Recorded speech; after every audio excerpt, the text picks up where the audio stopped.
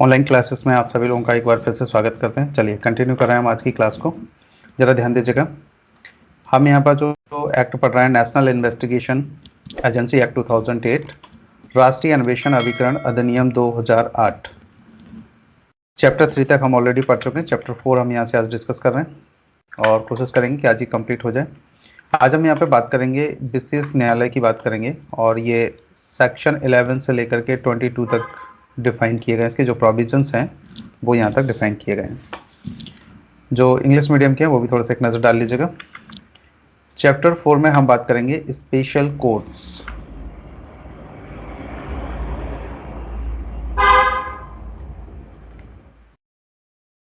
Section 11 से लेकर के 22 तक डिफाइन किए गए हैं। तो चलिए सबसे पहले हम इसको शुरू करते हैं। सेक्शन 11 पर एक नज़र डालिए जल्दी से। सेशन न्यायालयों को विशेष न्यायालय के रूप में अभिहित करने केंद्र सरकार की शक्ति। देखिए सीधा सीधा से एक क्वेश्चन यहाँ पे सेक्शन से बनेगा आपका, और जैसे कि यहाँ पे लिखा है कि सेशन न्यायालयों को विशेष न्यायालय के रूप में अभिहित करने की जो सेशन न्यायालय हैं, क्या उन्हें स्पेशल कोर्ट्स बनाया जा सकता है? तो बिल्कुल बनाया जा सकता है। इसकी पावर किसके पास है? केंद्रीय सरकार यानी कि सेंट्रल गवर्नमेंट के पास। तो एक क्वेश्चन तो आपको यहीं से डायरेक्ट होगा। अब यहाँ पे देखिए जरा सेक्शन 11 सब क्लोज फर्स्ट पर एक नजर डालिए। केंद्रीय सरकार राजपत्र में अधिसूचना द्वारा पर बनाएंगे कैसे? कौन बनाएगा? केंद्रीय सरकार राजपत्र में अधिसूचना द्वारा अनुसूचित अपराधों के विचारण के लिए ऐसे क्षेत्र या क्षेत्रों के लिए या ऐसे मामले या मामलों के वर्ग या समूह के लिए जो अधिसूचना में निर्दिष्ट किए जाएं, उच्च न्यायालय के मुख्य न्यायमूर्ति के परामर्श से एक या अधिक सेशन न्यायालयों को विशेष न्यायालय के रूप में अभिहित करेगी। तो यहाँ पर ध्यान दीजिएगा, किसके परामर्श से? ये लाइन को थोड़ा सा आपको ध्यान रखना है। सबसे पहले बात की गई है सेंट्रल गवर्नमेंट, और कैसे करेंगे? अधिसूचना में निर्दिष्ट किए जाएं सबसे पहले तो, और दूसरा उच्च न्यायालय के मुख्य न्यायमूर्ति के परामर्श से, जो हाई कोर्ट है और उसके जो चीफ जस्टिस है उनके परामर्श से एक या अधिक सेशन न्यायालयों को विशेष न्यायालय के रूप में अभिहित कर सकते हैं। किसको? या तो एक हो या एक से अधिक सेशन न्यायालय हो, उनको बना सकते हैं। नेक्स्ट यहाँ पर हम बात करेंगे स्पष्टीकरण पर एक नजर डालिए। इस उपधारा के प्रयोजनों के लिए उच्च न्यायालय पद से उस राज्य का जिसमें विशेष न्यायालय के रूप में अभिहित किया जाने वाला है कोई सेशन न्यायालय कार्य कर रहा है, उच्च न्यायालय अभिप्रेत है। तो जिस उच्च न्यायालय की ज्यूरिडिक्शन में कोई भी सेशन कोर्ट जो कार्य कर रहा है, जिसे स्पेशल कोर्ट बनाया गया है, उस हाई कोर्ट को बोलेंगे यहाँ पर, उस उच्च न्यायालय को उच्च न्यायालय कहा जाएगा यहाँ पर इस सेक्शन के अकॉर्डिंग।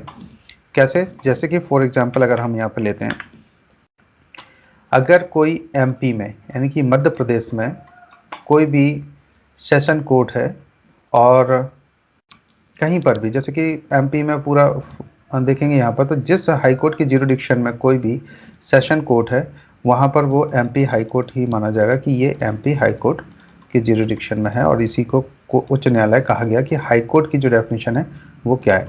अगर मान लीजिए कोई यूपी में या राजस्थान में, तो वहाँ का जो सेशन कोर्ट होगा जहाँ पर वो कार्य कर रहा है, जिस स्टेट में भी कर रहा है, तो वहीं के हाई कोर्ट का मतलब यहाँ पर होगा। ये स्पष्टीकरण में एक्सप्लेन किया गया।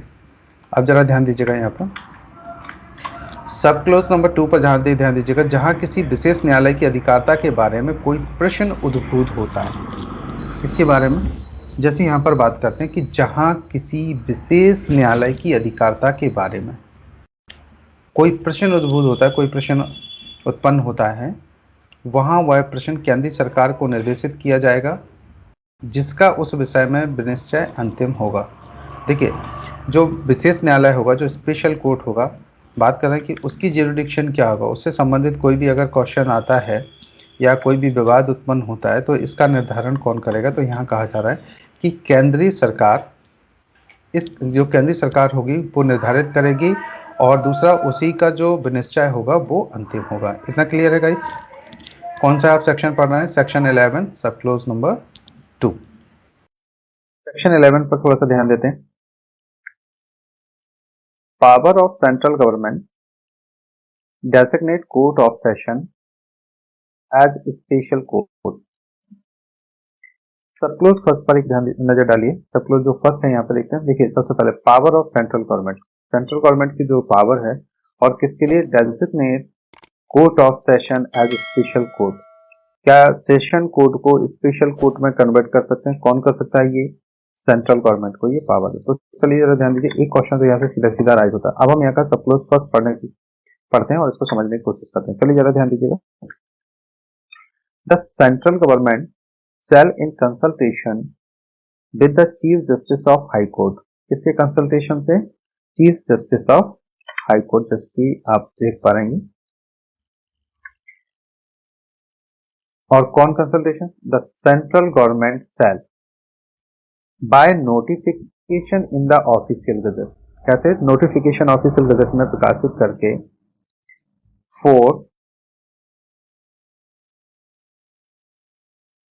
For the trial of schedule offences.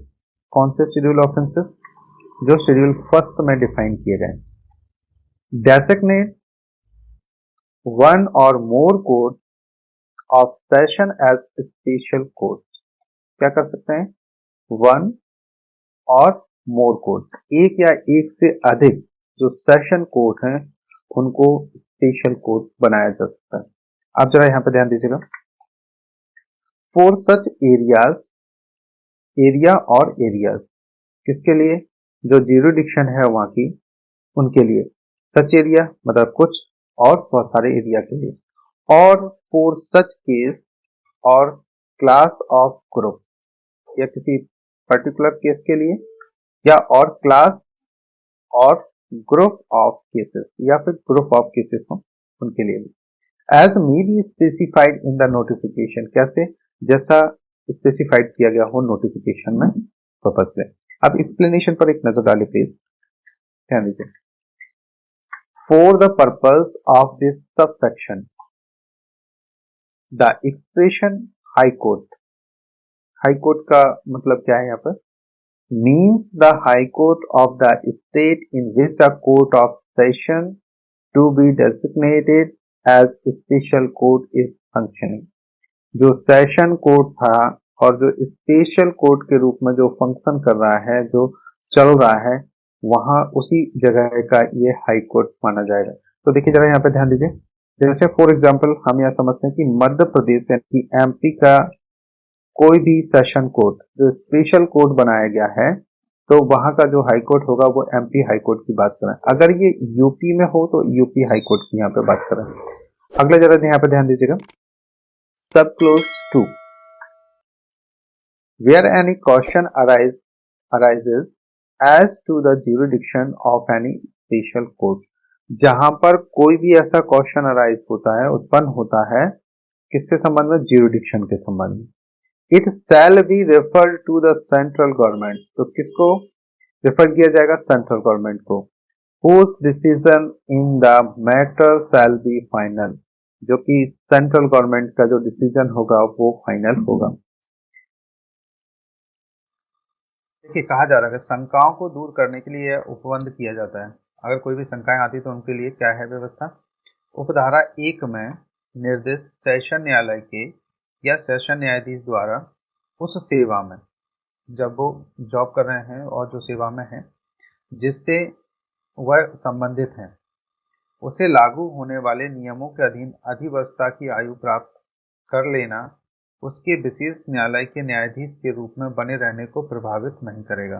देखिए इस लाइन का मतलब क्या है, यहाँ पे एक चीज समझिए। अगर कोई न्यायाधीश जो सेशन न्यायालय के न्यायाधीश थे और उन्हें सेशन न्यायालय को स्पेशल कोर्ट बना दिया गया, तो उसमें क्या हुआ कि आखिर में जो रिटायरमेंट की एज है, अगर कोई न्यायाधीश के पास में कोई कुछ केस पेंडिंग थे और उस सिचुएशन में अगर वो रिटायरमेंट होने की कंडीशन पर जा रहे हैं, तो यहाँ पर क्या होगा? अगर वो भले ही रिटायर हो रहे हों, लेकिन यहाँ पर और केंद्र सरकार के परामर्श से नियुक्त प्राधिकारी, जो केंद्र सरकार के द्वारा कोई प्राधिकारी अगर नियुक्त किया गया है, अगर उनके द्वारा आदेश दिया जाता है या निर्देश दिया जाता है कि वह किसी विनिर्दिष्ट तारीख तक, जैसे रिटायर हो रहे हैं अभी लास्ट में, और मान लीजिए हम कोई भी एक डेट मान लेते हैं कि 31 ऑफ मार्च 2020 को कोई रिटायर होने वाले हैं और केस अभी पेंडिंग चल रहा है और उम्मीद कर रहे हैं कि ये जून या जुलाई तक निपट जाएगा। तो यहाँ पर जो केंद्र सरकार के द्वारा कोई भी जो अधिकारी नियुक्त किए गए हैं उनके द्वारा अगर ऐसा निर्देश दिया जाता है कि विनिर्दिष्ट तारीख तक यदि कोई भी डेट वो फिक्स करते हैं या उसके समक्ष मामले या मामलों का जो उस आदेश में निर्दिष्ट किए जाएं, विचारण पूरा होने तक न्यायाधीश बना रहेगा। तो भले ही उनकी रिटायरमेंट की एज हो गई हो, पेंशन जाने वाले हों, लेकिन उस सिचुएशन में वो उस डेट तक न्यायाधीश का कार्यभार संभाले रहेंगे। कब तक? जब तक या तो वो केस ना निपट जाए, जितनी देखिए यहाँ सर्कमस्टेंसेस यहाँ बताए गए हैं कौन कौन से हैं, देखिए जरा ध्यान दीजिए। एक तो जो अगर वो कोई डेट फिक्स करते हैं वो डेट, या फिर उनके सामने जो मैटर चल रहा है उस मामले तक, या मामले जो भी हैं जैसा वो स्पेसिफाई करें, उनका विचारण पूरे होने तक न्यायाधीश बना रहेगा। कौन सा आप सेक्शन पढ़ रहे हैं? सेक्शन आप 11 और सब क्लोज 8, जिसमें स्पेशल कोर्ट के न्यायाधीश को ये भी एक फैसिलिटी है कि जो सेशन न्यायाधीश के रूप में वो सेवा में है, भले ही वो सेवानिवृत्ति की आयु पूरी कर रहे हों, लेकिन अगर यहाँ पर केंद्र सरकार के द्वारा या उनके जो प्राधिकारी हैं, उनके जो नियुक्त प्राधिकारी उनके द्वारा ऐसा निर्देश दिया जाता है, तब तक वो यहाँ पर बने रहेंगे। चलिए अब जरा यहाँ पे ध्यान दीजिएगा, जो इंग्लिश मीडियम के वो भी थोड़ा सा देख लीजिए। For the removal of doubts it is hereby provided that the amendment, और ये जो आप देख रहे हैं ये न्यू अमेंडमेंट के थ्रू ऐड किए गए, बाय द सेशन जज of the court of session referred to in sub section first, जो सब सेक्शन फर्स्ट पढ़ा हुआ था उसके according, of the age of superannuation under the rule applicable to him in the service to which he belongs shall not affect his continuance as, कैसे? बिल्कुल affect नहीं डालेगा। जज ऑफ द स्पेशल कोर्ट, जो special court के जज हैं इस पर कोई भी इफेक्ट नहीं डालेगा, भले ही उनकी सुपर एनुएशन की एज आ गई हो, एज ऑफ सुपर एनुएशन को कंप्लीट कर रहे हो वो, and the appointing authority in consultation with the central government may by order direct, कैसे? ऑर्डर के थ्रू क्या कर सकते हैं? Direct that he shall continue as जज अंटिल अ स्पेसिफाइड डेट, या जो डेट वो स्पेसिफाइड कर रहे हैं उस डेट तक, और until completion of the trial, जो ट्रायल चल रही है वो, ऑफ द केस और केसेस, एक केस भी हो सकता है और कई केस भी हो सकते हैं, before him which ever is earlier, जो भी पहले हो, जैसा वो यहाँ पर निर्देश है उसके अनुसार ऐसा किया जा सकता है। अगला जरा ध्यान दीजिएगा, सब क्लोज नंबर 9 पर एक नजर डालते हैं। When more than one special court is designated for an area or areas, the senior most judge shall distribute the business among them। तो जो सीनियर जज है वो क्या करेंगे? जो केस कौन कौन से उनको ट्रांसफर किए जा रहे हैं स्पेशल कोर्ट को, वो वहाँ पर काम का वितरण करेंगे। कौन कौन से केसेस हैं उन केसेस को उनको ट्रांसफर करते हैं, जैसे जनरली आपने सेशन कोर्ट में भी देखा होगा। जो हिंदी मीडियम के वो भी थोड़ा सा नजर डालेगा यहाँ पर सब क्लोज नंबर 9 पर। जब किसी क्षेत्र या क्षेत्रों के लिए एक से अधिक विशेष न्यायालय अभिहित किए जाए, जब एक या एक से अधिक न्यायालय हों तो उनमें कार्य का वितरण ज्येष्ठतम न्यायाधीश करेगा। कौन करेगा? जो सीनियर जज होगा वो करेगा। तो यहाँ पर ये एक लाइन है, इसको थोड़ा सा अंडरलाइन करके रख लीजिएगा कि कार्य का जो वितरण करेगा कहाँ पर? जहाँ एक से अधिक विशेष न्यायालय हो जाए वहाँ पर। चलिए सेक्शन नंबर 12 पर एक नजर डालिए। बैठक का स्थान क्या होगा, कहाँ कहाँ पर बैठक की जा सकती है? कैसे एक बार थोड़ा सा वॉइस चेक कर लीजिए, क्या क्लियर है क्या सभी को? हेलो, क्लियर है? ठीक है, चलिए जरा ध्यान दीजिए। सेक्शन नंबर 12 पर जरा ध्यान दीजिए, बैठक का स्थान क्या होगा। तो यहाँ पर कहा गया कि विशेष न्यायालय अपनी स्वप्रेरणा से या तो सौमोटो से या लोक अभियोजक द्वारा किए गए आवेदन पर, और यदि वह ऐसा करना समीचीन या वांछनीय समझे, तो अपनी किसी कार्रवाई के लिए बैठक के सामान्य स्थान से भिन्न किसी अन्य स्थान पर बैठक कर सकेगा। कब? जो विशेष न्यायालय है, या तो उसे अपनी स्वप्रेरणा से लगता है कि ऐसा करना ठीक रहेगा, या फिर किसके लोक अभियोजक द्वारा किए गए आवेदन पर, और ऐसा करना उसे ठीक लगता है, वांछनीय समझे, तो वो जो बैठक का स्थान है उसे अन्य स्थान पर भी बैठक कर सकेगा। आप पढ़ रहे हैं सेक्शन नंबर 12। चलिए जरा ध्यान दीजिएगा। Place of sitting, section number 12। A special court may, on its own motion or on an application made by the public prosecutor, and if it is considered it expedient or desirable so to do, sit for any of its proceedings at any place other than its ordinary place of sitting। तो यहाँ क्या हो सकता है? Public prosecutor की application पर, और दूसरा ऑन इट्स ऑन मोशन, या तो वो अपने स्वप्रेरणा से भी कर सकते हैं, और इसके अकॉर्डिंग ये सिटिंग का जो प्लेस है उसको चेंज करके अदर प्लेस पर भी मीटिंग कर सकते हैं। चलिए जरा ध्यान दीजिए। सेक्शन नंबर 13 पर एक नजर डालिए। विशेष न्यायालयों की अधिकारिता क्या होगी? सबसेक्शन फर्स्ट पर नजर डालते हैं। संहिता में किसी बात के होते हुए भी अभिकरण द्वारा अन्वेषण किए गए अनुसूचित अपराध का विचारण केवल उसी विशेष न्यायालय द्वारा किया जाएगा जिसकी स्थानीय अधिकारिता के भीतर वह अपराध किया गया है। कौन सा आप पढ़ रहे हैं? सेक्शन 13 सब क्लोज ऑफ फर्स्ट पढ़ रहे हैं। यहाँ क्या बोल रहे हैं कि संहिता में किसी बात के होते हुए भी अभिकरण द्वारा, जो एजेंसी द्वारा कोई अगर अन्वेषण किया जाता है, तो प्रत्येक अनुसूचित ऑफेंस के लिए जो शेड्यूल फर्स्ट में यहाँ पे डिफाइन किया गया है, केवल उसी विशेष न्यायालय द्वारा किया जाएगा जिसकी स्थानीय अधिकारिता में किया गया है। बाकी देखिए, कोर्ट से यहाँ पर जो संहिता का नाम लिया गया है, संहिता का मतलब यहाँ पर सीआरपीसी से है।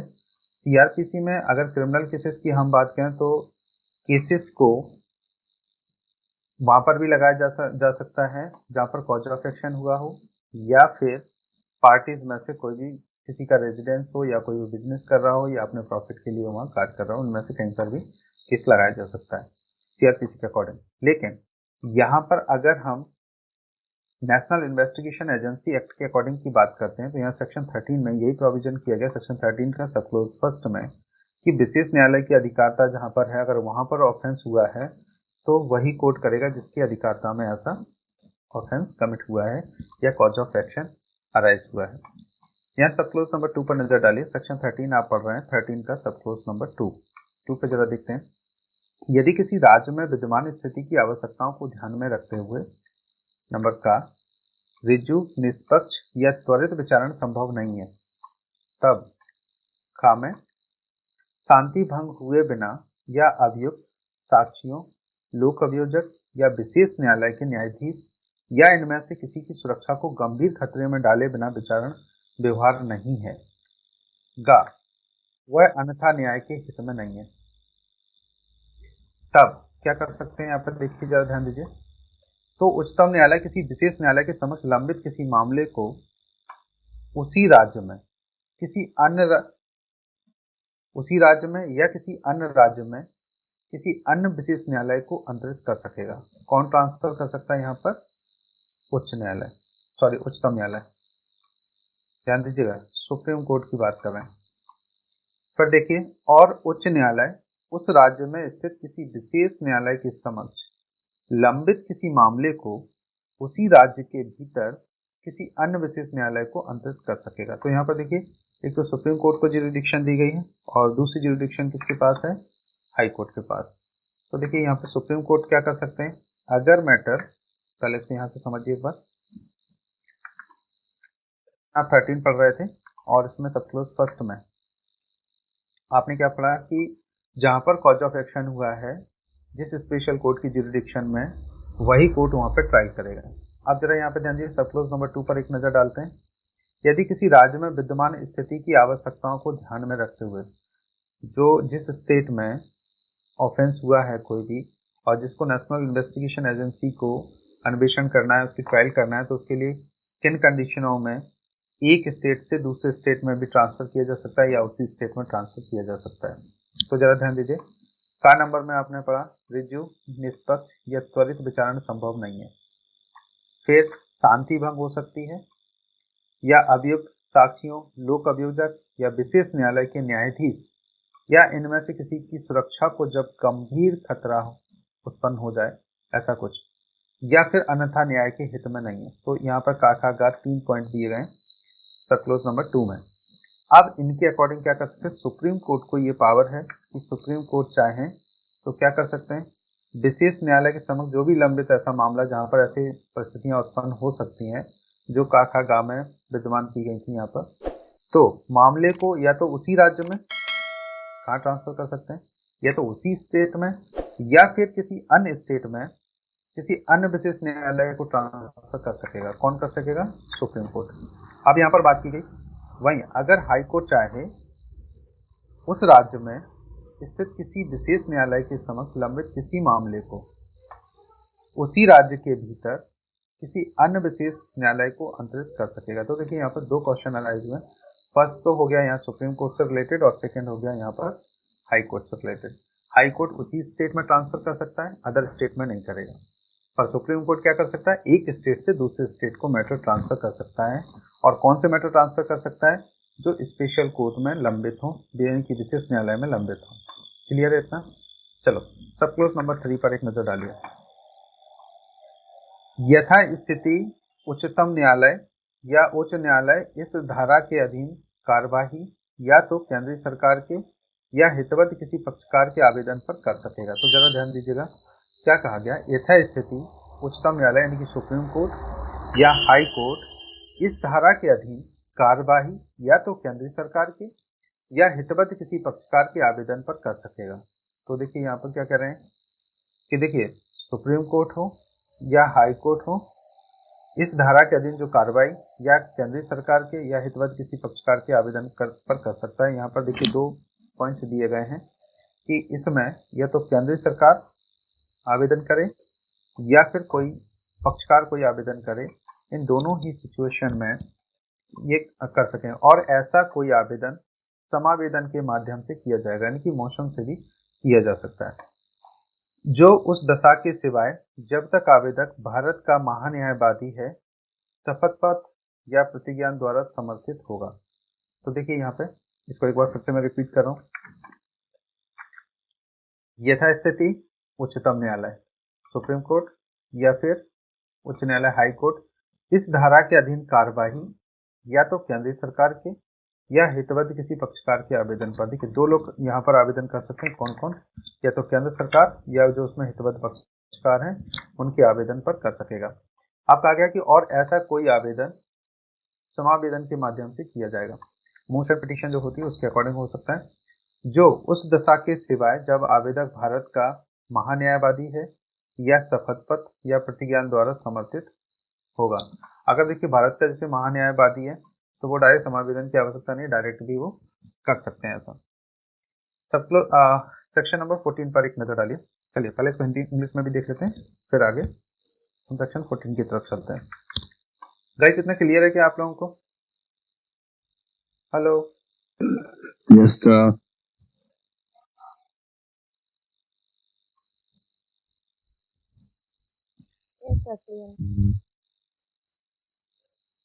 चलिए जरा ध्यान दीजिएगा। Jurisdiction of special court jurisdiction special courts की ज्यूरिडिक्शन क्या है, इसके बारे में हम लोग थोड़ा सा ध्यान देते हैं। सब क्लोज फर्स्ट पर एक नजर डालिए। Notwithstanding anything contained in the code, every scheduled offense investigated by the agency shall be tried only by the special court within whose local jurisdiction it was committed। तो सबसे पहली चीज एक नजर डालिएगा, कोई भी ऐसा ऑफेंस और कैसा हो जो शेड्यूल्ड ऑफेंसेस हों और उनकी इन्वेस्टिगेशन कौन कर सकता है? एजेंसी। कब कर सकते हैं? Shall be tried only by the special court, जो स्पेशल कोर्ट है के द्वारा ट्रायल होगी, उसी कोर्ट के द्वारा जिसकी ज्यूरिडिक्शन में वो क्राइम कमिट हुआ है, ऑफेंस कमिट हुआ है। आप जरा ध्यान दीजिएगा, सबक्लोज 2 पर एक नजर डालते हैं। आप पढ़ रहे हैं सेक्शन 13 का सबक्लोज फर्स्ट 2 पर एक नजर डालिए जल्दी से। If having regard to the exigencies of the situation prevailing in a state, if A number point पर नजर डालते हैं, सेक्शन 2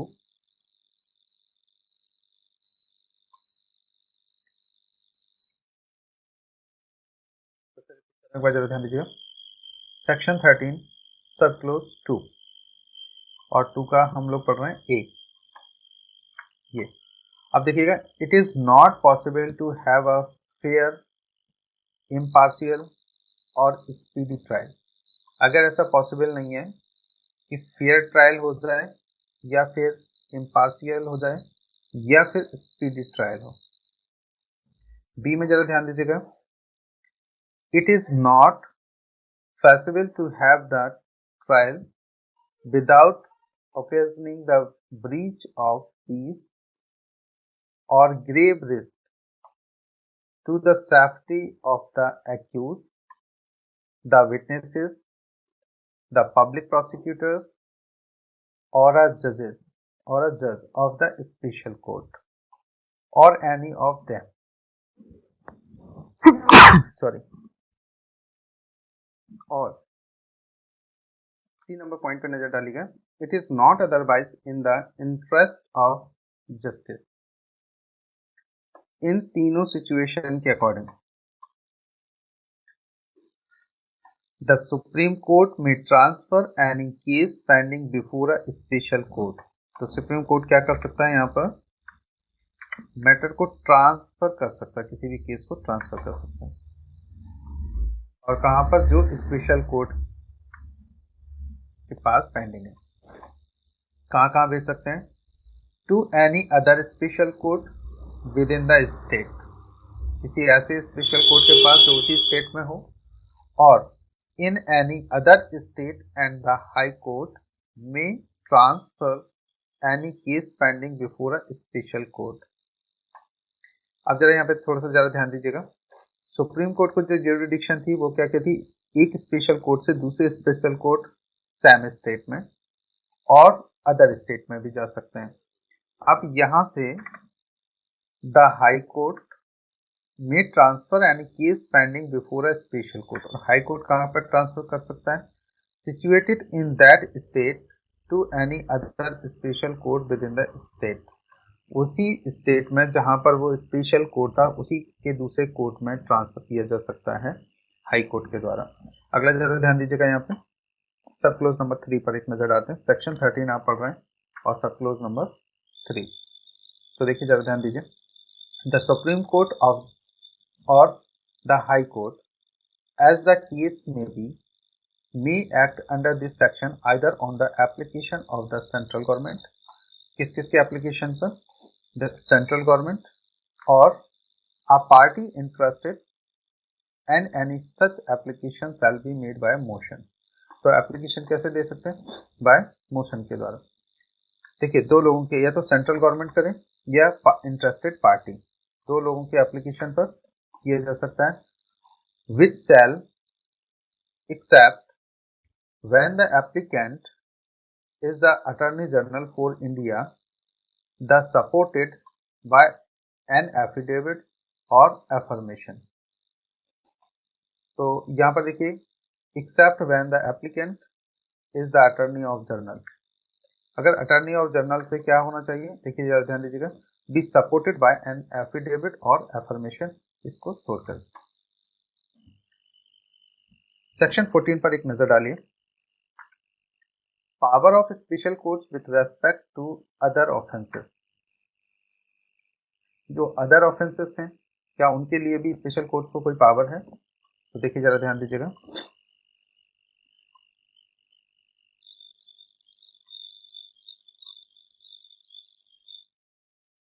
जरा ध्यान दीजिए, अन्य अपराधों के संबंध में विशेष न्यायालयों की शक्तियां। सब क्लोज नंबर फर्स्ट पर आप देखिए, आप पढ़ रहे हैं सेक्शन 14 सब क्लोज फर्स्ट। विशेष न्यायालय जब वह किसी अपराध का विचारण कर रहा हो, उसी विचारण में ऐसे किसी अन्य अपराध का भी विचारण कर सकेगा जिसका अभियुक्त पर संहिता के अधीन आरोप लगाया जा सकेगा, यदि वह अपराध ऐसे अन्य अपराधों से सशक्त है। देखिए जरा यहाँ पे क्या कह रहे हैं, आप पढ़ रहे हैं सेक्शन 14 का सब क्लोज फर्स्ट। विशेष न्यायालय जब वह किसी अपराध का विचारण कर रहा है, जब विशेष न्यायालय जो स्पेशल कोर्ट है वो किसी अपराध का विचारण कर रहा है और उसी विचारण में ऐसे किसी अन्य अपराध का भी विचारण कर सकेगा। कौन से अपराधों का विचारण कर सकेगा? जिसका अभियुक्त पर संहिता के अधीन आरोप लगाया जा सकेगा, यदि वह अपराध ऐसे अन्य अपराध से सशक्त है जिस अपराध का इन्वेस्टिगेशन या विचारण यहाँ पर स्पेशल कोर्ट के द्वारा किया जा रहा है और उसी के अनुसार उसी से कोई ऑफेंस रिलेटेड हो, तो यहाँ पर अदर ऑफेंसेस को भी ट्रायल कर सकते हैं सेक्शन 14 सब क्लोज फर्स्ट के अकॉर्डिंग। सब क्लोज नंबर 2 पर एक नजर डालिए।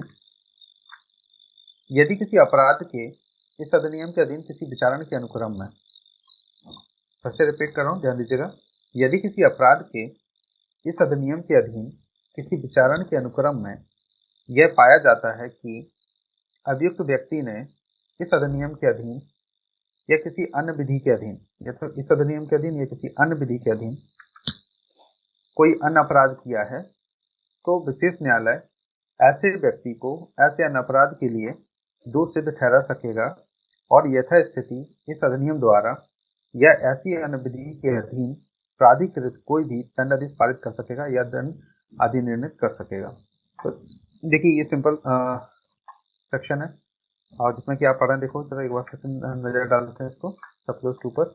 यदि किसी अपराध के, कोई भी अपराध है, इस अधिनियम के अधीन किसी विचारण के अनुक्रम में कोई विचारण चल रहा है, जैसे कि ऊपर आपने देखा अभी तो पढ़ा हुआ था कि अगर उससे कोई रिलेटेड ऑफेंसेस है, तो यहाँ पर जो सब क्लोज आपने फर्स्ट में इसमें पढ़ रहे थे आप, रिलेटेड कोई ऑफेंस है तो उसका ट्रायल भी स्पेशल कोर्ट कर सकता है। अब इसी के बाद में देखिए, यदि किसी अपराध के अधिनियम के अधीन किसी विचारण के अनुक्रम में, जब विचारण चल रहा है और उसी क्रम में यह पाया जाता है कि अभियुक्त व्यक्ति ने, जो अभियुक्त व्यक्ति है, इस अधिनियम के अधीन या किसी अन्य विधि के अधीन भी, या तो इस अधिनियम के अधीन या किसी अन्य विधि के अधीन कोई अन्य अपराध किया है, तो विशेष न्यायालय ऐसे व्यक्ति को ऐसे अन्य अपराध के लिए दोष सिद्ध ठहरा सकेगा और यथास्थिति इस अधिनियम द्वारा या ऐसी अन्य विधि के अधीन प्राधिकृत कोई दंडादेश भी पारित कर सकेगा या दंड अधिनिर्णित भी कर सकेगा। तो देखिए जो ऑफेंस इससे रिलेटेड है, जैसे कि यहाँ पे आपने सब क्लोज फर्स्ट में आपने पढ़ा कि जब वो ट्रायल कर रहे हैं और उसी से रिलेटेड कोई अन्य अपराध भी है और यहाँ पर उसी विचारण के अनुक्रम में अगर यह पाया जाता है कि अभियुक्त ने कोई और ऑफेंस भी किया है, तो उसके साथ में उसका पनिशमेंट भी इस न्यायालय के द्वारा, स्पेशल कोर्ट के द्वारा दिया जा सकता है सेक्शन 14 के अकॉर्डिंग। चलिए जरा ध्यान दीजिएगा, जो इंग्लिश मीडियम के वो लोग भी थोड़ा सा ध्यान दीजिए। Power of special courts with respect to other offences. सब क्लोज नंबर फर्स्ट पर एक नजर डालिए। When trying any offence, a special court may also try any other offense with which the accused may, under the code, be charged at the same trial if the offense is connected with such other offenses। अगर कोई भी offence है और वो यहाँ इससे relate होता है और जब वो ट्रायल चल रहा है तो उस ड्यूरेशन में भी उसकी भी ट्रायल की जा सकती है। अब जरा ध्यान दीजिएगा, सब क्लोज नंबर 2 पर एक नजर डालिए। If in the course of any trial under this act of any offence, it is found that the accused person has committed any other offence under this act, अगर ऐसा लगता है कि इस एक्ट के अकॉर्डिंग कोई ऑफेंस किसी accused ने किया हुआ है या फिर और under any other law the special court, या इस एक्ट के अकॉर्डिंग किया या किसी अदर एक्ट के अकॉर्डिंग किया हुआ है, अदर लॉ के अकॉर्डिंग किया हुआ है, द स्पेशल कोर्ट में convict such person of such other offence and pass any sentence और award punishment authorise by this act और as the case may be under such other law, या किसी other law के द्वारा offence किया है या इस एक्ट के अकॉर्डिंग ऑफेंस किया हुआ है, तो यहाँ स्पेशल कोर्ट उसको कन्विक्ट भी कर सकता है, पनिशमेंट भी दे सकता है। हाँ, पर ये यहाँ पर जो अदर लॉ का मैटर आ रहा है, अदर लॉ का मतलब ये हो गया, यहाँ पर इंडियन लॉ की हम लोग बात कर रहे हैं। द स्पेशल कोर्ट में बी कन्विक्टेड, अगर देखिए जैसे इन्वेस्टिगेशन एजेंसीज को ये भी पावर दी गई कि आउट ऑफ कंट्री में भी अगर ऐसा होता तो भी, तो यहाँ अदर लॉ में ये दोनों को इंक्लूड कर रहे हैं। चलिए अगर ध्यान दीजिएगा, सेक्शन 15 पर हम लोग एक बार नजर डालते हैं। हेलो गाइस, आप सुन पा रहे हैं क्या मुझे? Yes sir. चलिए जरा ध्यान दीजिएगा, सेक्शन 15 पर हम लोग एक नजर डालते हैं। हाँ जी बोलिए, कोई क्वेश्चन है क्या? नवनीत जी, कोई क्वेश्चन है क्या? नहीं, आगे कंटिन्यू करूं? देखिए जरा ध्यान दीजिए, सेक्शन 15 में लोक अभियोजक की बात की गई है। सब क्लोज फर्स्ट पर एक नजर डालिए। केंद्रीय सरकार किसी व्यक्ति को लोक अभियोजक नियुक्त करेगी। कौन करेगा? केंद्र सरकार। एक क्वेश्चन तो सीधा सीधा ये यहाँ से बन गया है। दूसरा, और एक या अधिक व्यक्तियों को अपर लोक अभियोजक के रूप में नियुक्त करेगी। तो एक या अधिक व्यक्तियों को अपर लोक अभियोजक नियुक्त कर सकते हैं। तो यहाँ ये संख्या पर ध्यान दीजिएगा। ये तो केंद्रीय सरकार क्या करेंगे, एक व्यक्ति को तो लोक अभियोजक, फर्स्ट क्वेश्चन, और सेकेंड क्वेश्चन यहाँ बन जाए, एक या अधिक को अपर लोक अभियोजक नियुक्त कर सकेगी। कौन कर सकेगा यहाँ पे? केंद्रीय सरकार। कौन सा सेक्शन है? सेक्शन पढ़ रहे हैं आप 15। परंतु केंद्रीय सरकार किसी मामले या मामले के किसी वर्ग या समूह के लिए विशेष लोक अभियोजक भी नियुक्त कर सकेगी। पर अगर केंद्र सरकार को ऐसा लगता है कि विशेष लोक अभियोजक की नियुक्ति करना कंपलसरी किसी केस के लिए, तो बिल्कुल यहाँ पर विशेष लोक अभियोजक की नियुक्ति भी कर सकता है। पर करेगा कौन? जल्दी से बताओ, कौन करेगा? Central government. बिल्कुल। चलिए जरा ध्यान दीजिए, सब क्लोज नंबर 2 पर एक नजर डालिए। इस धारा के अधीन लोक अभियोजक या अपर लोक अभियोजक या विशेष लोक अभियोजक, तो तीनों की बात की गई। लोक अभियोजक, अपर लोक अभियोजक या विशेष लोक अभियोजक के रूप में नियुक्त किए जाने के लिए कोई व्यक्ति तभी पात्र होगा, कब पात्र होगा? जब वह कम से कम 7 वर्ष तक अधिवक्ता के रूप में विधि व्यवसाय में रहा हो। कितने वर्ष तक? 7 वर्ष तक। तो एक ये क्वेश्चन पर जरा ध्यान दीजिएगा, यहाँ पे आप पढ़ रहे हैं सेक्शन 15 सब क्लोज नंबर 2। यह संघ या किसी राज्य के अधीन कम से कम 7 वर्ष की अवधि तक ऐसा कोई पद धारण कर चुका हो जिसके लिए विधि का विशेष ज्ञान अपेक्षित हो, या तो 7 वर्ष तक विधि व्यवसाय किया हो, और या फिर संघ या किसी राज्य के अधीन कम से कम 7 वर्ष की अवधि तक ऐसा कोई पद धारण कर चुका हो जिसमें विधि के लिए विशेष ज्ञान अपेक्षित हो, जिसकी जो क्वालिफिकेशन की आवश्यकता हो वो विधि के ज्ञान की अपेक्षित हो, जिसमें वो पद उसने कोई भी धारण किया हो। सर्कुलर नंबर 3 पर एक नजर डालिए। इस धारा के अधीन लोक अभियोजक या अपर लोक अभियोजक या विशेष लोक अभियोजक के रूप में नियुक्त प्रत्येक व्यक्ति को संहिता की धारा 2 के खंड पा के अर्थान अंतर्गत लोक अभियोजक समझा जाएगा और तदनुसार संहिता के उपबंध लागू होंगे। जैसा कि हम यहाँ पे डेफिनेशन पढ़ चुके हैं, सेक्शन 2 और 2 के पा में लोक अभियोजक की बात की गई, तो इसमें इन सबको लोक अभियोजक समझा जाएगा। किस किस को? लोक अभियोजक, अपर लोक अभियोजक या विशेष लोक अभियोजक को भी लोक अभियोजक की कैटेगरी के अंतर्गत माना जाएगा, जो कि डेफिनेशन सेक्शन 2 के पा में ये डिफाइन की गई है। चलिए फिर ध्यान दीजिएगा जो लोग इंग्लिश मीडियम के, सेक्शन 15 पर एक नजर डालिए। पब्लिक प्रोसिक्यूटर, सब close number 1, the central government shell appointed a person to be the public prosecutor and may appoint one or more person to be the additional public prosecutor or additional public prosecutor। तो देखिए जरा ध्यान दीजिएगा, यहाँ पर क्या कह रहे हैं? The central government shall appoint a person to be the public prosecutor and may appoint one or more person to be the additional public prosecutor। अब जरा ध्यान दीजिएगा यहाँ पे, provided that may the central government may also appoint for any case or class or group of cases. देखिए किसके लिए? किसी केस के लिए और क्लास और किसी ग्रुप ऑफ केसेस के लिए किसको नियुक्त किया जा सकता है? स्पेशल पब्लिक प्रोसिक्यूटर का। कौन सा सेक्शन आप पढ़ रहे हैं? सेक्शन 15 सब क्लोज फर्स्ट के अकॉर्डिंग। सेक्शन 15 सब क्लोज 2 पर एक नजर डालिए। The person shall not be qualified to be appointed as a public prosecutor. ऐसे कौन से लोग होंगे जो क्वालिफाइड नहीं होंगे पब्लिक प्रोसिक्यूटर के लिए, और एडिशनल पब्लिक प्रोसिक्यूटर और special public prosecutor under this section, unless कौन कौन से,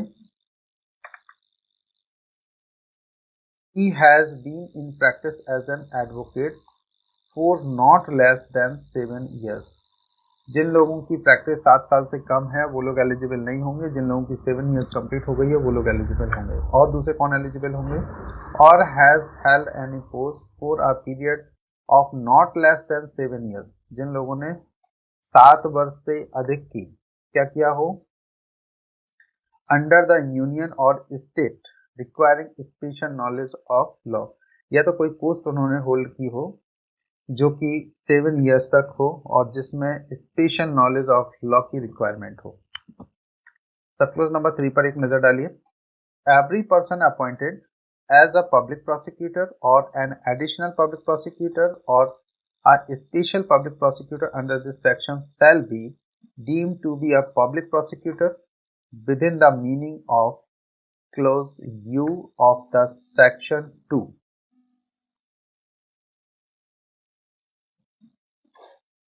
of the code and the provisions of the code accordingly। तो देखिए जरा यहाँ ध्यान दीजिएगा कौन से सेक्शन के अकॉर्डिंग हुआ, सेक्शन 2 और क्लोज यू के अकॉर्डिंग। इनको क्या समझा जाएगा सबको, पब्लिक प्रोसिक्यूटर। चलिए सेक्शन 16 पर एक बार नजर डालिएगा। Procedure and power of special court. Procedure और पावर स्पेशल कोर्ट की क्या क्या है इस पर हम लोग इस पर नजर डालते हैं। तो देखिए जरा ध्यान दीजिएगा विशेष न्यायालयों की प्रक्रिया और शक्तियां क्या है। देखिए जरा ध्यान दीजिए नंबर फर्स्ट पर, विशेष न्यायालय ऐसे तथ्यों का परिवाद प्राप्त होने पर जो ऐसे अपराध का गठन करते हैं या ऐसे तथ्यों की पुलिस रिपोर्ट प्राप्त होने पर अभियुक्त को उसके विचारण के लिए सुपुर्द किए बिना किसी अपराध का संज्ञान ले सकेगा।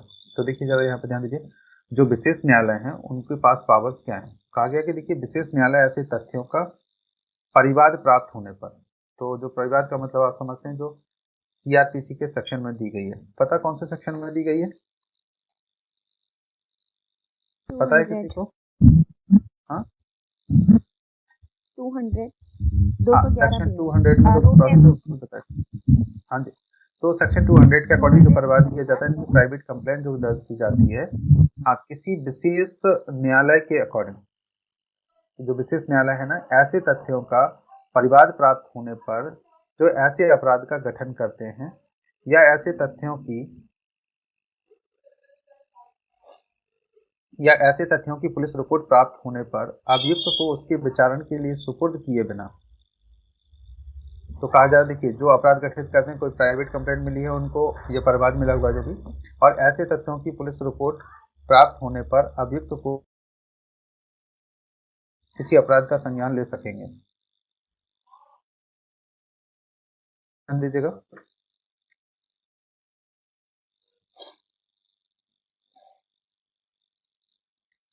सब क्लोज नंबर 2 पर, जहां विशेष न्यायालय द्वारा विचारणीय कोई अपराध 3 वर्ष से अनधिक की अवधि के कारावास से या जुर्माने से, क्या कह रहे हैं कि जहां विशेष न्यायालय द्वारा विचारणीय कोई अपराध 3 वर्ष से अनधिक की अवधि के कारावास से या जुर्माने से या दोनों से दंडनीय कोई भी अपराध जो विशेष न्यायालय द्वारा विचारणीय है, वहां विशेष न्यायालय संहिता की धारा 260 की उपधारा 1 या 262 में किसी बात के होते हुए भी अपराध का विचारण संहिता में विहित प्रक्रिया के अनुसार संक्षिप्त रूप में कर सकेगा।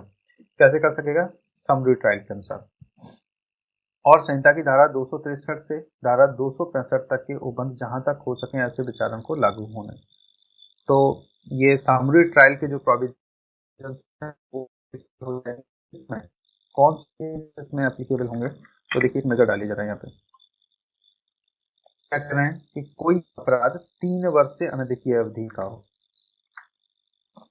जिसमें कारावास से या जुर्माने से दोनों से दंडनीय हो, ठीक है, वहाँ विशेष न्यायालय, ये संहिता की जो धारा है ना, सीधे सीधे आप कह सकते हैं इसको, सेक्शन 260 से लेकर के 265 के जो प्रोविजंस दिए गए हैं वो एप्लीकेबल होंगे। कौन से होंगे? सीआरपीसी वाले। क्लियर है इतना? चलो अगला जरा ध्यान दीजिएगा, यहाँ परंतु पर एक नजर डालिए। परंतु जब इस उपधारा के अधीन संक्षिप्त विचारण के अनुक्रम में विशेष न्यायालय को यह प्रतीत होता है कि मामले की प्रकृति ऐसी है कि इसका संक्षिप्त रूप में विचारण करना वांछनीय नहीं है, अगर कोर्ट को ऐसा लगता है कि ऐसा करना ठीक नहीं होगा और न्याय के हित में नहीं है, तो विशेष न्यायालय ऐसे किन्हीं साक्षियों को जिनकी परीक्षा की जा चुकी है पुनः बुलाएगा और ऐसे अपराध के विचारण के लिए संहिता के उपबंधों द्वारा उपबंधित रीति में मामले की पुनः सुनवाई करने के लिए अग्रसर होगा। तो अगर कोर्ट को ऐसा लगता है कि समरी ट्रायल करना ठीक नहीं है और न्याय के हित में नहीं है, तो वो दोबारा से उनको साक्षियों को बुला सकता है और आगे की कार्रवाई को पुनः कंटिन्यू कर सकता है। और उक्त उपबंध विशेष न्यायालय को और उसके संबंध में इस प्रकार लागू होंगे जैसे भी किसी मजिस्ट्रेट को या उसके संबंध में लागू होते हैं। तो कैसे उसके उपबंध लागू होंगे? जो कि किसी मजिस्ट्रेट को होते हैं। ये बात समझ में आई क्या आप लोगों को? जल्दी से बताओ, कितने लोगों को क्लियर नहीं हुआ? हेलो, जल्दी से बताइए पहले। क्लियर है? ठीक है, चलिए जरा ध्यान दीजिए। इसका एक और जो परंतु है यहाँ पर, इसमें नजर डालिए।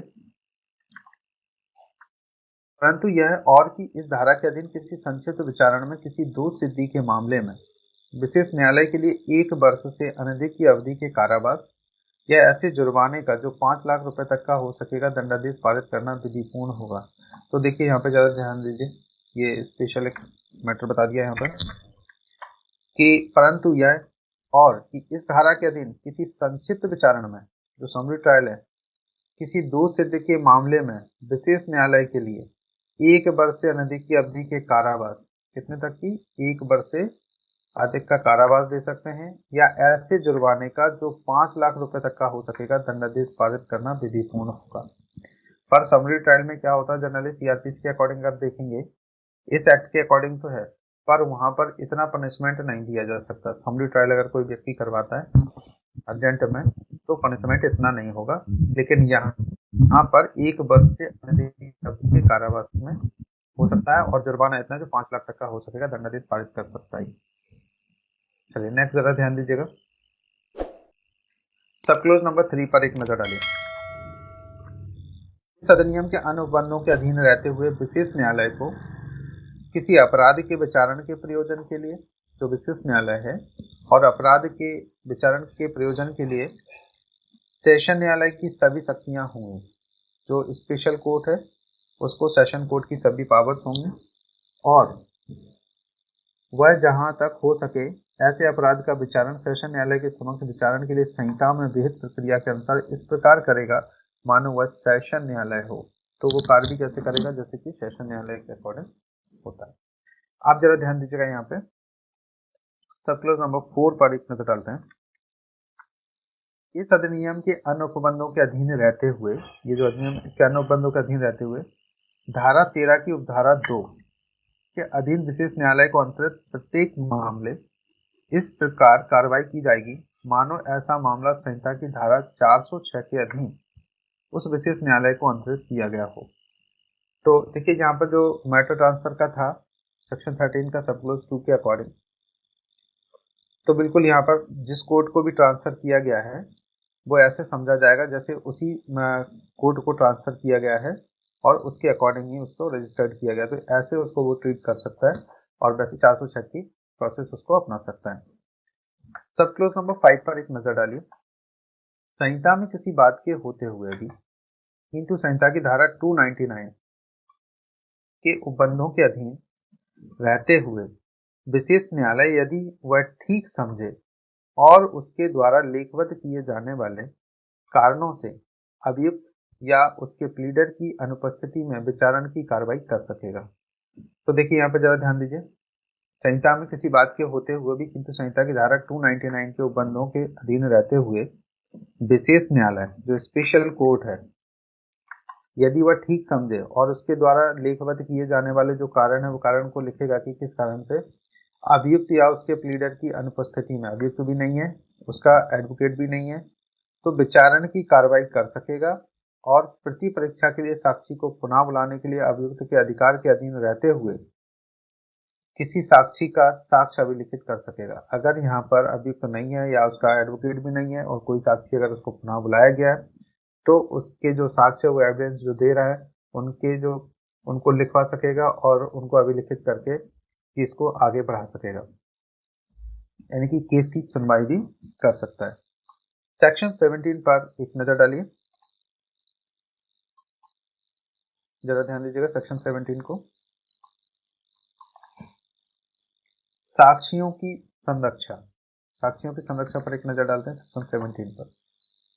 देखिए सब क्लोज नंबर 1 पर संहिता में किसी बात के होते हुए भी इस अधिनियम के अधीन कार्रवाइयां यदि विशेष न्यायालय ऐसी वांछा करे तो लेखबद्ध किए जाने वाले कारणों से बंद कमरे में की जा सकेगी। तो देखिए कहा जा रहा है कि संहिता में यदि किसी बात के होते हुए भी इस अधिनियम के अधीन कोई कार्रवाइयां हैं, यदि विशेष न्यायालय ऐसी उसको लगता है या उनकी इच्छा है इस टाइप की कि जो कार्रवाई है वो बंद कमरे में की जाना ज़्यादा बेटर होगी और न्याय के हित में होगी, तो वे ऐसे कारणों को लेकर के कार्रवाई को बंद कमरे में कर सकता है। तो सेक्शन 17 और सब क्लोज 1 जैसे कि आप सीआरपीसी में भी ऑलरेडी पढ़ चुके हैं किन किन मैटर्स पर बंद कमरे में सुनवाई की जा सकती है। जनरली फीमेल के केस में ऐसा किया जाता है जिससे बाहर उसके आचरण के बारे में कोई भी सवाल क्वेश्चन ना उठाए। जनरली इस टाइप के मैटर्स होते हैं। चलिए जरा ध्यान दीजिए, सेक्शन 17 का सब क्लोज आप 2 पढ़ रहे हैं, जरा ध्यान दीजिए। यदि विशेष न्यायालय का उसके समक्ष किसी कार्रवाई में किसी साक्षी द्वारा या ऐसे साक्षी के संबंध में लोक अभियोजक द्वारा किए गए आवेदन पर या स्वप्रेरणा से यह समाधान हो जाता है कि ऐसे साक्षी का जीवन खतरे में है, ध्यान दीजिएगा, कोई साक्षी और उसका जीवन खतरे में है, तो वह लेखबद्ध किए जाने वाले कारणों से उस साक्षी की पहचान और पते को गुप्त रखने के लिए ऐसे उपाय कर सकेगा जैसा वह ठीक समझे। अगर न्यायालय को, विशेष न्यायालय को ऐसा प्रतीत होता है, उसको स्वप्रेरणा से भी ऐसा लगता है, उसको समाधान हो जाता है कि ऐसा कुछ हो सकता है, या लोक अभियोजक के द्वारा कोई आवेदन किया जाता है, तो यहाँ क्या कर सकते हैं कि अगर किसी जो विटनेस है उस विटनेस के जीवन को खतरा हो सकता है तो उसके लिए क्या कर सकते हैं, उसकी पहचान को और क्या क्या कर सकते हैं, उसके पते को गुप्त रखा जा सकता है। सब क्लोज नंबर 3 पर एक नजर डालिए। विशिष्टता और उपधारा 2 के उपबंधों की व्यापकता पर प्रतिकूल प्रभाव डाले बिना ऐसे उपायों में जो उस उपधारा के अधीन विशेष न्यायालय कर सकेगा वो निम्नलिखित भी सम्मिलित हो सकेंगे। कौन कौन से होंगे?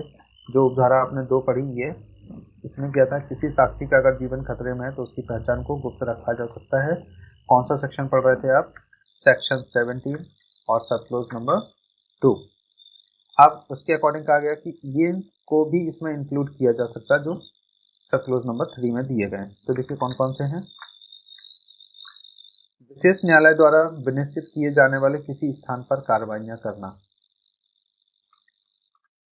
हमें अपने आदेशों या निर्णयों में या जनसाधारण की पहुंच योग्य मामले के किन्हीं अभिलेखों में साक्षियों के नाम व पते के उल्लेख से बचना, ऐसा भी किया जा सकता है, मतलब इनको भी गुप्त रखा जा सकता है। कहा में देखिए यह सुनिश्चित करने के लिए कि साक्षियों की पहचान और पते प्रकट ना किए जाएं कोई निर्देश जारी करना। कहा में यह विनिश्चय कि ऐसा आदेश करना लोकहित में है कि उस न्यायालय के समक्ष लंबित सभी या कोई कार्रवाइयां किसी भी रीति में प्रकाशित नहीं की जाएंगी। और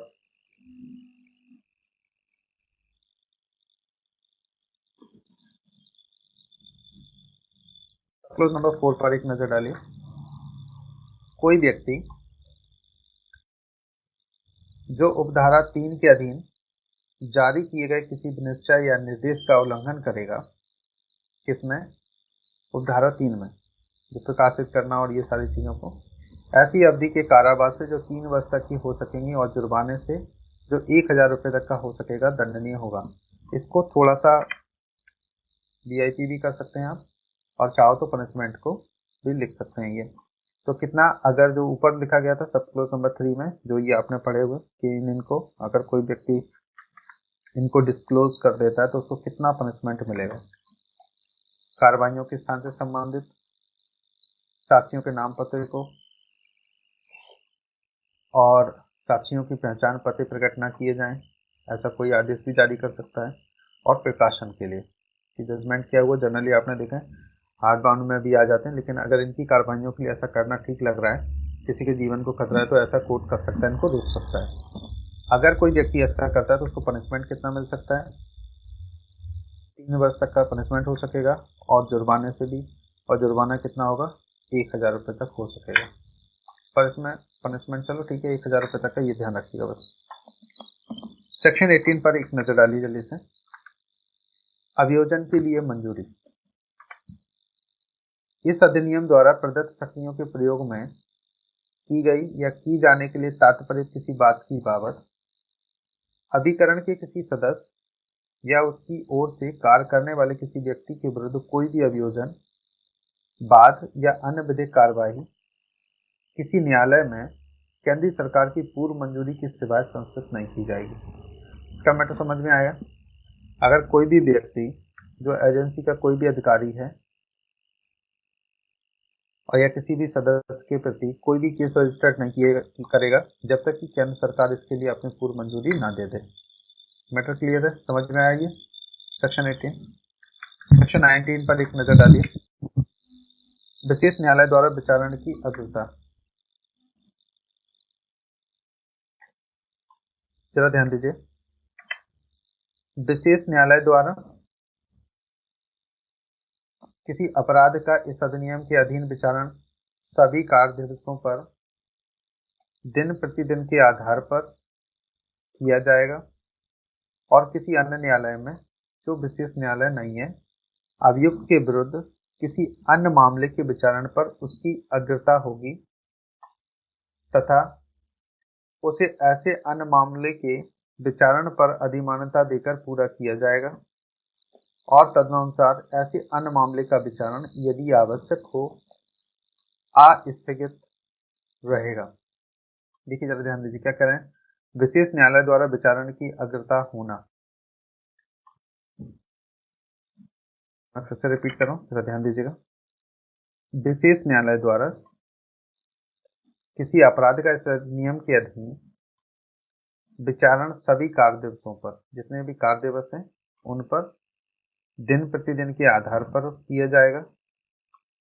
एक डेट फिर अगली डेट इस टाइप से भी कर सकते हैं, डेली कुछ ना कुछ कार्रवाई इस पर चलेगी। और किसी अन्य न्यायालय में जो विशेष न्यायालय नहीं है, जो विशेष न्यायालय नहीं है उन न्यायालयों की बात करें, अभियुक्त के विरुद्ध किसी अन्य मामले के विचारण पर उसकी अग्रता होगी तथा उसे ऐसे अन्य मामले के विचारण पर अधिमानता देकर पूरा किया जाएगा और तदनुसार ऐसे अन्य मामले का विचारण यदि आवश्यक हो अस्थगित रहेगा। तो अगर कोई भी दूसरा केस भी उस अभियुक्त पर चल रहा है तो वो भी कंटिन्यू चलेगा और दूसरा इसके साथ भी ये भी कंटिन्यू रहेगा।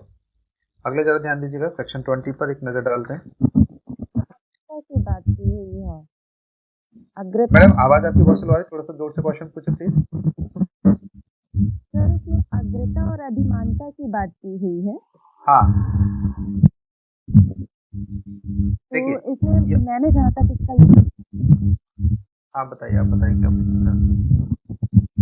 सर इसमें मुझे ऐसा लग रहा है कि अगर जैसे इसमें प्रोसीडिंग की बात हुई है तो ये तो डे बाय डे प्रोसीडिंग है और सेकंड थिंग में बोला हुआ है कि अभियुक्त के विरुद्ध किसी अन्य मामले के विचारण पर उसकी अग्रता होगी और मतलब यहाँ पे एक नॉर्मल लैंग्वेज में कहा जाए तो विशेष न्यायालय पे मान लीजिए कोई अधिसूचित कोई अपराध की विचारण चल रहा है और मान लीजिए किसी दूसरे न्यायालय में चल रहा है, सपोज मजिस्ट्रेट कोर्ट में चल रहा है, तो अगर दोनों पेंडिंग है, दोनों जगह चल रहे हैं ट्रायल, तो ट्रायल कोर्ट के ट्रायल को प्रेफरेंस दिया जाएगा।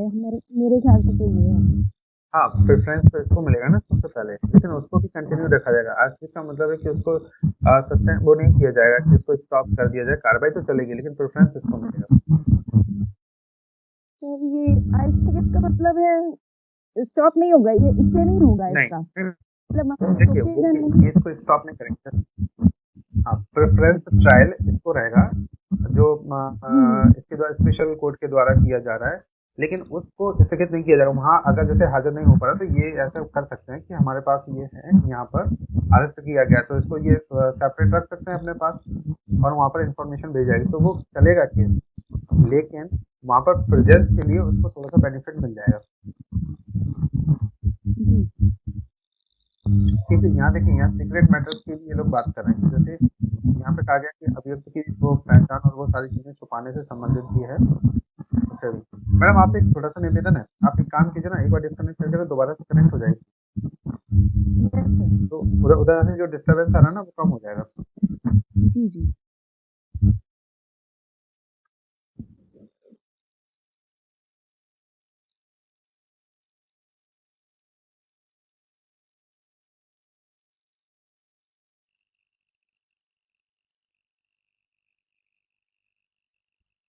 क्लियर। हाँ अभी ठीक है।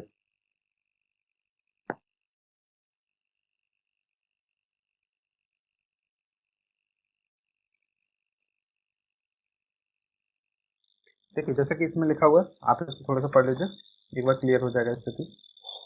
सेक्शन 19 पर एक बार हम फिर से नजर डालें। देखिए trial by special court to have precedence. The trial under this act of any offence by a special court shall be held on day-to-day basis on working days. जितने भी वर्किंग डेज हैं उनमें डे टू डे इनकी सुनवाई होगी, trial चलेगी। आगे हम बात करें and have precedence over the trial of any other case against the accused in any other court not being a special court, वो स्पेशल कोर्ट ना हो, अगर किसी अदर कोर्ट में अगर चल रहा है तो, and shall be concluded in preference to the trial, तो जो ट्रायल है ना उसको कंक्लूडेड कर दिया पर स्टॉप नहीं किया जाएगा। आप जरा ध्यान दीजिएगा, to the trial of such other case and accordingly the trial of such other case shall if necessary remain in abeyance. इसको आप एक बार समझ लीजिए। देखिए प्रेफरेंस की जहां ये बात करें तो उस केस को क्या करेंगे, वो कंक्लूडेड कर सकते हैं और इन प्रेफरेंसेस। अब बताइए इसमें क्या चीज समझ में नहीं आई आपको? नहीं सर, क्लियर हो गया। अभी तक मैं ये समझ रही थी कि उसको स्टॉप किया जाएगा वहां पे, नहीं प्रेफरेंसेस देखिए को दिया जाएगा तो। सबसे पहले चीज तो आप एक चीज समझिए, अगर किसी ऑफेंडर पर 2 केस रजिस्टर्ड हो रहे हैं तो अगर इसमें उसको पनिशमेंट दिया जा रहा है किसी अलग में तो अलग अलग ट्रायल चलेगी और उसको पनिशमेंट भी अलग अलग दिया जाएगा। तो देखिए उसमें ऐसा नहीं होगा कि सभी केसेस को इकट्ठा करके केवल एक ही केस उसके एक के लिए पनिशमेंट दे दी जाए। तो अगर उसको जो उसने 2 ऑफेंस किए तो दोनों ऑफेंस के लिए उसको अलग अलग ट्रायल जब चल रही है तो दोनों की अलग अलग पनिशमेंट उसको मिल सकती है। पर वो बात अलग है कि पहले इसकी भुगताया जाए या उसकी भुगताया जाए, जैसा जजमेंट में लिखा जाए और वैसा। और कई बार तो क्या होता है कि दोनों केसेस की अगर है तो दोनों लिखा, अगर किसी एक केस में ट्रायल की गई है एक ही केस में तो वहाँ पर वो ऐसा लिख सकता है कि इसने 2 ऑफेंस किए हैं तो दोनों की जो पनिशमेंट दी गई वो एक साथ उसको भुगताई जाए, ऐसा किया जा सकता है एक केस के लिए। सब तो और अलग कनेक्टेड अलग क्राइम में होता है।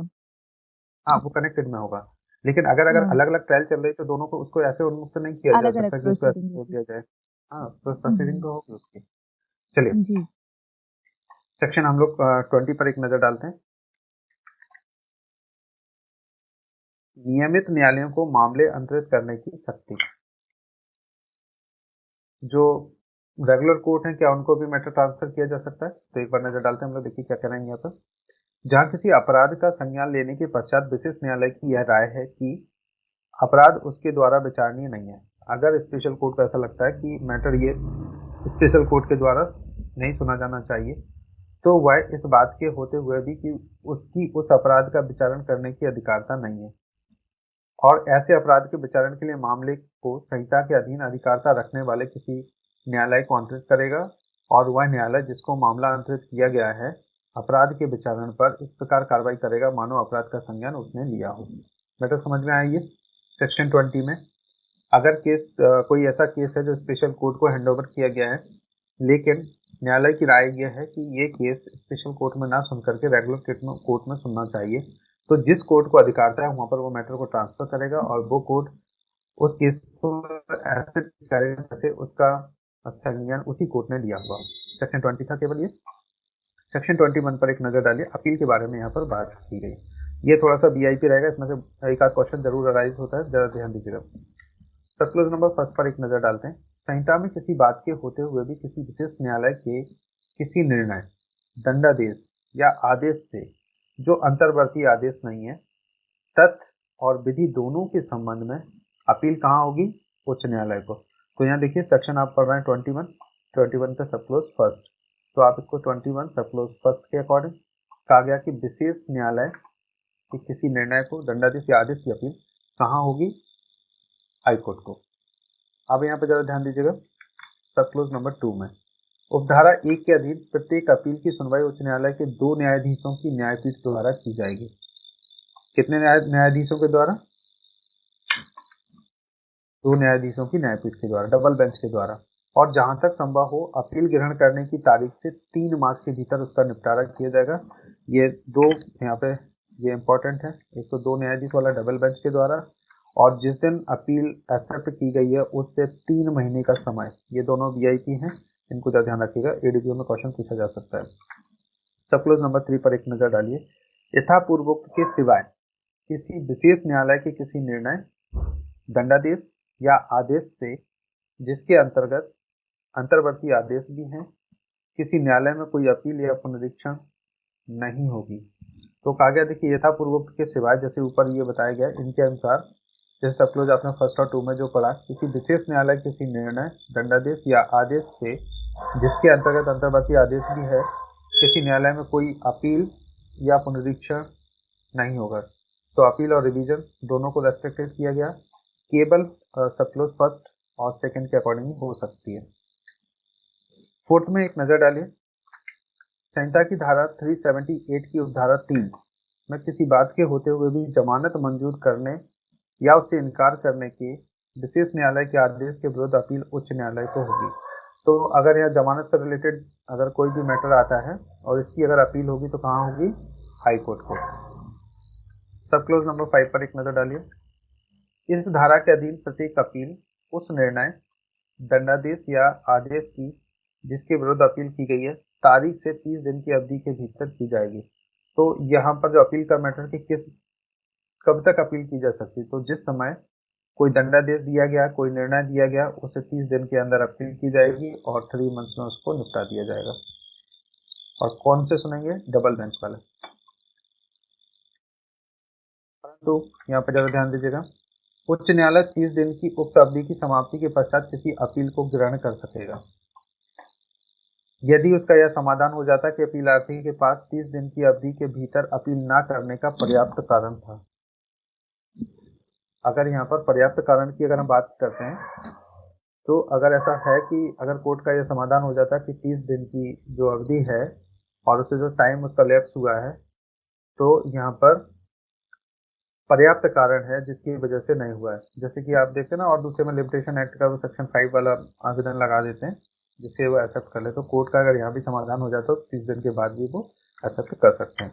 परंतु में जरा ध्यान दीजिएगा, परंतु यह और कि 90 दिन की समाप्ति के पश्चात कोई अपील ग्रहण नहीं की जाएगी। अगर 90 डेज कंप्लीट हो गए तो उसकी कोई भी अपील नहीं की जाएगी। ये भी थोड़ा सा वीआईपी इसको कर लीजिएगा। और दूसरा, 30 दिन के अंदर तारीख से 30 दिन की अवधि के भीतर, ये भी थोड़ा सा इसको भी वीआईपी कर लीजिए। यहाँ से 2-3 ये क्वेश्चन बना है तो थोड़ा सा ध्यान रखिएगा। ये केवल एक और सेक्शन पढ़ लीजिए, सेक्शन 22, फिर हम यहाँ से इसको स्टॉप करेंगे। देखिए जरा ध्यान दीजिए, सेशन न्यायालयों को विशेष न्यायालय के रूप में अभिहित करने की राज्य सरकार की शक्ति। क्या राज्य सरकार सेशन न्यायालयों को विशेष न्यायालय बना सकती है? तो केंद्र सरकार को तो है, क्या सेशन इसको भी हो सकती है क्या राज्य सरकार को भी? तो देखिए जरा ध्यान दीजिए, यहाँ पे कह रहे हैं कि राज्य सरकार अनुसूची में निर्दिष्ट किसी या सभी अधिनियमों के अधीन अपराधों के विचारण के लिए एक या अधिक सेशन न्यायालयों को विशेष न्यायालय के रूप में अभिहित कर सकेगी। तो यहाँ पर देखिए सेक्शन 22 है, किसको? राज्य सरकार को भी ये पावर दी गई है इसके अकॉर्डिंग। तो दोनों के सेक्शन आपको याद करना है। देखिए जरा ध्यान दीजिएगा, सब क्लोज नंबर 2। इस अध्याय के उपधारा 1 के अधीन राज्य सरकार द्वारा अभिहित किए गए विशेष न्यायालयों को लागू होंगे और निम्नलिखित उपांतरणों के अधीन रहते हुए प्रभावी होंगे, अर्थात धारा 11 और 15 में केंद्रीय सरकार के प्रति निर्देशों का यह अर्थ लगाया जाएगा कि वे राज्य सरकार के प्रति निर्देश हैं। कौन कौन से सेक्शन है? 11 और 15। और केंद्र सरकार के प्रति निर्देशों का मतलब कि राज्य सरकार के प्रति भी है। सेकंड में जरा ध्यान दीजिए, धारा 13 की उपधारा 1 में अभिकरण के प्रति निर्देश का भी यह अर्थ लगाया जाएगा कि वह भी किसके? राज्य सरकार के अन्वेषण के अभिकरण के प्रति निर्देश है। थर्ड पॉइंट में जरा ध्यान दीजिएगा, धारा 13 के उपधारा 3 में भारत के महान्यायवादी के प्रति निर्देश का यह अर्थ लगाया जाएगा कि वह राज्य के महाधिवक्ता के प्रति निर्देश है। तो यहाँ पर देखिए सेंट्रल और स्टेट दोनों गवर्नमेंट को इन्होंने इंक्लूड कर दिया। क्लोज नंबर 3 पर एक नजर डालिए। किसी विशेष न्यायालय को इस अधिनियम द्वारा प्रदत्त अधिकारता का इस अधिनियम के अधीन दंडनीय किसी अपराध के मामले में उपधारा 1 के अधीन राज्य सरकार द्वारा कोई विशेष न्यायालय अभिहित किए जाने तक संहिता में किसी बात के होते हुए भी उस खंड के सेशन न्यायालय द्वारा प्रयोग किया जाएगा जिसमें ऐसा अपराध किया गया है और उसको सभी शक्तियां होंगी तथा वह इस अध्याय के अधीन उपबंधित प्रक्रिया का पालन करेगा।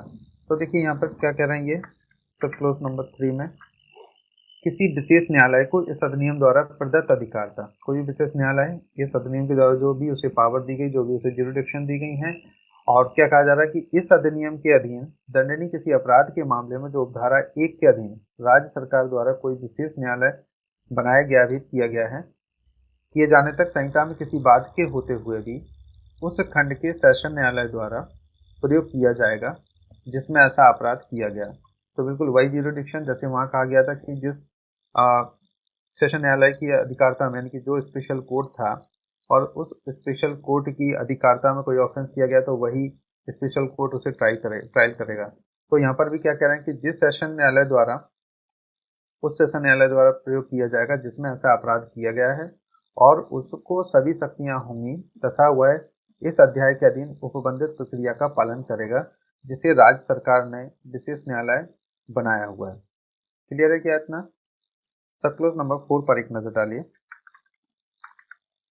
उस तारीख से ही जब राज्य सरकार द्वारा विशेष न्यायालय, इसके द्वारा राज्य सरकार द्वारा विशेष न्यायालय अभिहित किया जाता है, इस अधिनियम के उपबंधों के अधीन राज्य सरकार द्वारा अन्वेषण किए गए किसी अपराध का विचारण जिसका विशेष न्यायालय के समक्ष किया जाना अपेक्षित होता है, उस तारीख को जब उसको अभिहित किया गया था उस न्यायालय में अंतरित हो जाएगा। तो देखिए यहाँ पर राज्य सरकार ने अगर कोई कोर्ट है जो सेशन न्यायालय था, अब उसे विशेष न्यायालय का दर्जा दे दिया है, तो उससे रिलेटेड जो केस था वो उसको उसी डेट से ट्रांसफर हो जाएगा जिस डेट में वो उस न्यायालय की स्थापना की गई या उसे कन्वर्ट किया गया, उसे पावर दी गई है। तो ये आप पढ़ रहे थे यहाँ पर सेक्शन 22 सब क्लोज 4। अब आप ये कंप्लीट हो गया क्या? किसी को इससे रिलेटेड कोई क्वेश्चन पूछना है इसमें आप ऐसा कर सकते हैं। देखिए ऊपर जितने भी सेक्शन हमने पढ़े हुए थे उनके अकॉर्डिंग तो ऐसा है कि भाई केंद्र सरकार कर सकता था, लेकिन सेक्शन 22 के अकॉर्डिंग राज्य सरकार को भी ये पावर दे दी गई कि वो भी ऐसे कोर्ट की स्थापना कर सकता है, ऐसे कोर्ट बना सकता है जो सेशन न्यायालय हैं उनको भी स्पेशल कोर्ट का दर्जा दे करके आगे कंटिन्यू कर सकते हैं। चलिए गाइस, मुझे उम्मीद है कि यहाँ तक आपको समझ आ गया होगा। किसी को कोई क्वेश्चन पूछना हो तो प्लीज बताइए जल्दी से। नो सर, क्लियर है। क्लियर है। चलिए लास्ट में 4-5 सेक्शन और बचे हुए तो नेक्स्ट क्लास में हम ले लेंगे और उसी के साथ इसका ऑब्जेक्टिव टाइप भी क्वेश्चन हम सॉल्व करेंगे। चलिए गाइस, हम मिलते हैं नेक्स्ट क्लास में, तब तक के लिए ओके, बाय बाय।